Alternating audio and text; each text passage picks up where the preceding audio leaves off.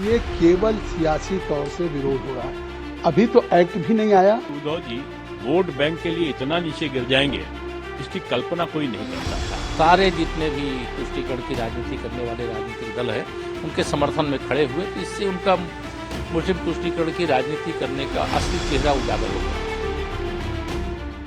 All India Muslim personal law board ने वक्फ संशोधन विधेयक 2024 के खिलाफ दिल्ली के जंतर मंतर पर विरोध प्रदर्शन किया। बोर्ड के प्रवक्ता ने बिल वापसी की मांग की।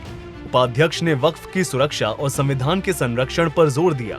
AIMIM सांसद असदुद्दीन ओवैसी भी जंतर मंतर पर वक्फ विधेयक 2024 के खिलाफ चल रहे all India Muslim personal law board के विरोध प्रदर्शन में शामिल हुए।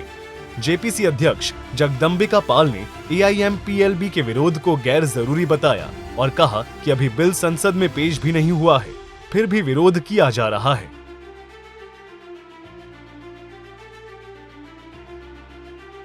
ये केवल सियासी तौर से विरोध हो रहा है। अभी तो एक्ट भी नहीं आया। हमने अपनी रिपोर्ट 428 पेज की दी है। उसके आधार पे सरकार उसको अप्रूव करके सरकार उस पे अमेंडेड जो 44 संशोधन पहले थे, अब उसको जो हमने हमारी रिपोर्ट पे हमने 14 अमेंडमेंट्स किया, उसके आधार पे एक अमेंडेड बिल आएगा। उस बिल को पास होने के बाद इनको कोई बात कहनी चाहिए। इसका मतलब है कि बिल अभी आया भी नहीं, कानून बना भी नहीं। किस सवाल पे आज जंतर मंतर पे all India Muslim personal law board हो, जमायत उलमा हिंद हो, या ओवैसी की पार्टी AIMIM हो, या विपक्ष की पार्टियों को नेताओं को बुलाया जा रहा है। ये केवल सियासी तकरार है।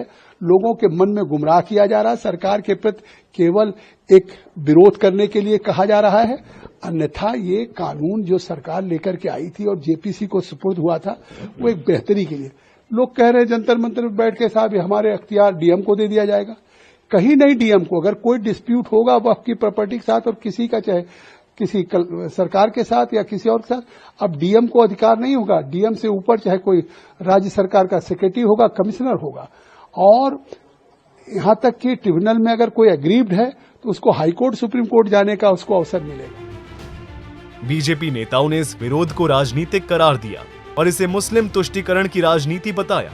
उत्तर प्रदेश के उप मुख्यमंत्री केशव प्रसाद मौर्य ने कहा कि ये विधेयक गरीब मुसलमानों के हित में है और इसके लिए विस्तृत चर्चा हो चुकी है।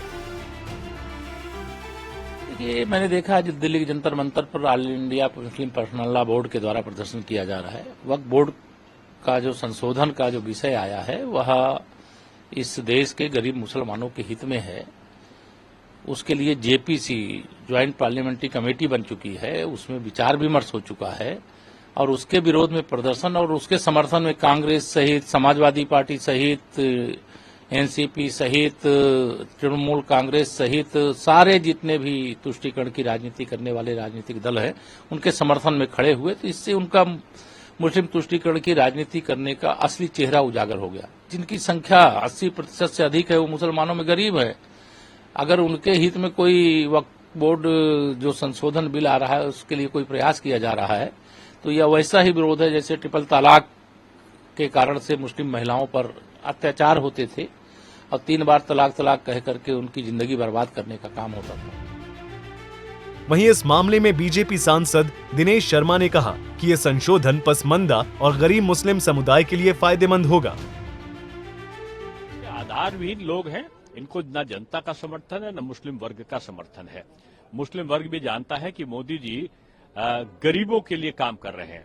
अगर वक्फ बोर्ड का संशोधन होगा तो उसका सबसे ज्यादा जो लाभ मिलेगा वो पसमादा जो गरीब और पिछड़े हुए मुस्लिम वर्ग के लोग हैं उनको मिलेगा। और ये जो तथाकथित उस पर काबिज लोग हैं, जो बिल्डर्स हैं, उनको वक्फ बोर्ड जरूर नहीं पसंद आएगा, लेकिन आम जो मुस्लिम गरीब है उसके लिए ये वरदान साबित होगा। वक्फ संशोधन विधेयक 2024 को लेकर सरकार और मुस्लिम संगठनों के बीच मतभेद स्पष्ट हैं।